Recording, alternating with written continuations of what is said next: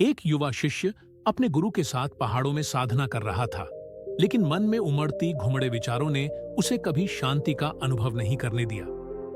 हर रोज ध्यान करते समय उसके मन में विचारों का बवंडर उठता और वह बेचैन हो जाता। आखिरकार एक दिन परेशान होकर वह गुरु के पास गया और बोला, हे गुरुदेव, मैं अपने मन को शांत नहीं कर पा रहा हूं। जितना भी ध्यान करने की कोशिश करता हूं, उतने ही विचार मेरे मन में उमड़ रहते हैं। कृपया मुझे मार्ग दिखाइए। उसकी आवाज में एक गहरी तड़प थी। गुरु ने मुस्कुराते हुए कहा, यह प्रश्न तो हर साधक के मन में आता है। अगर तुम सच में शांति पाना चाहते हो तो तुम्हें कुछ अनुभव करने होंगे। आओ, आज मैं तुम्हें एक स्थान पर ले चलता हूं। गुरु उसे जंगल के एक कोने में स्थित एक पुरानी झील के पास ले गए। झील का पानी बिल्कुल शांत और पारदर्शी था, जिसमें आसमान का प्रतिबिंब दिखाई दे रहा था। गुरु ने कहा, एक पत्थर उठाओ और झील के बीचों बीच फेंक दो। शिष्य ने झील में एक बड़ा पत्थर फेंक दिया। पानी में हलचल मच गई, लहरें उठने लगीं और झील का साफ पानी धुंधला हो गया। गुरु ने पूछा, अब क्या तुम झील के तल को देख पा रहे हो? शिष्य ने सिर हिलाते हुए कहा, नहीं गुरुदेव, पानी अब बहुत अशांत है। गुरु ने कहा, यही तुम्हारे मन की दशा है। विचार तुम्हारे मन में पत्थर की तरह गिरते हैं और उसे अशांत कर देते हैं।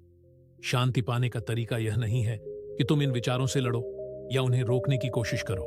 बस इनका साक्षी बनो। समय के साथ जैसे यह झील शांत हो जाएगी, वैसे ही तुम्हारा मन भी होगा। शिष्य ने झील को ध्यान से देखा। जैसे जैसे समय बीता, पानी की लहरें धीरे धीरे शांत होने लगीं और फिर से झील के तल में पड़े पत्थर और मिट्टी साफ दिखाई देने लगे। गुरु ने कहा, अब देखो, बिना किसी प्रयास के झील फिर से शांत हो गई।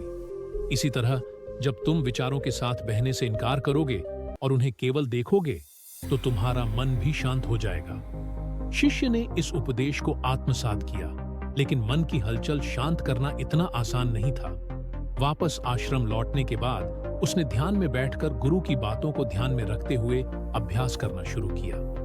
हर सुबह शिष्य ध्यान करता, लेकिन पहले की तरह विचार उसके मन में आकर उसे भटका देते।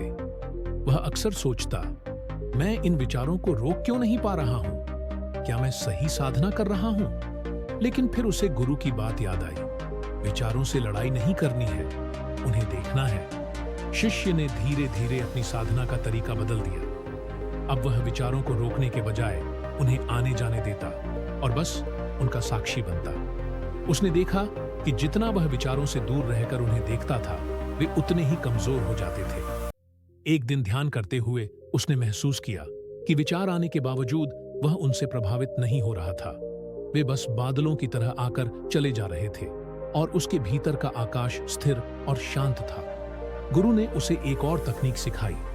जब भी कोई विचार आए, उसे पकड़ने की बजाय अपने श्वास पर ध्यान केंद्रित करो। श्वास जीवन का आधार है।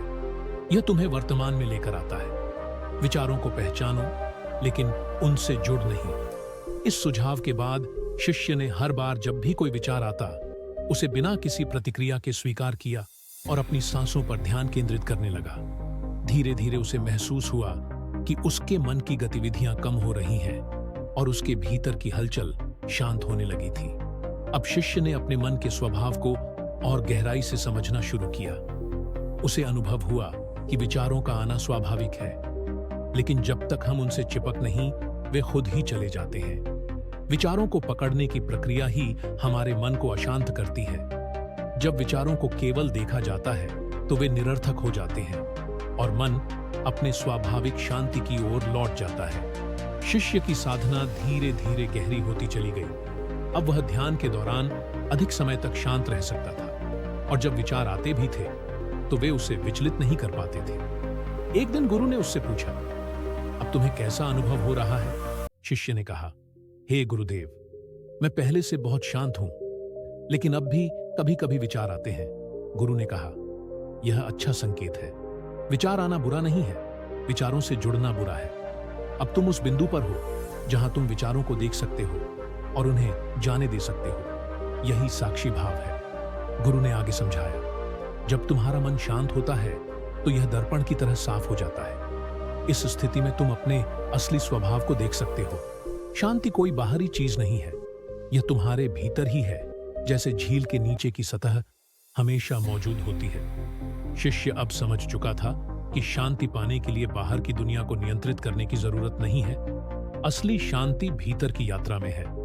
उसने कई महीने ध्यान की गहरी साधना की और फिर एक दिन ऐसा आया जब उसने पूर्ण शांति का अनुभव किया। उस दिन जब शिष्य ध्यान में बैठा, उसके मन में विचार तो आए, पर वह उनसे बिल्कुल भी विचलित नहीं हुआ। ऐसा लग रहा था जैसे विचार पारदर्शी हो गए हों। वे आकर चले जाते थे और उनके पीछे केवल शून्यता और शांति रह जाती थी। उसने अनुभव किया कि शांति कोई लक्ष्य नहीं, बल्कि उसकी स्वाभाविक अवस्था है।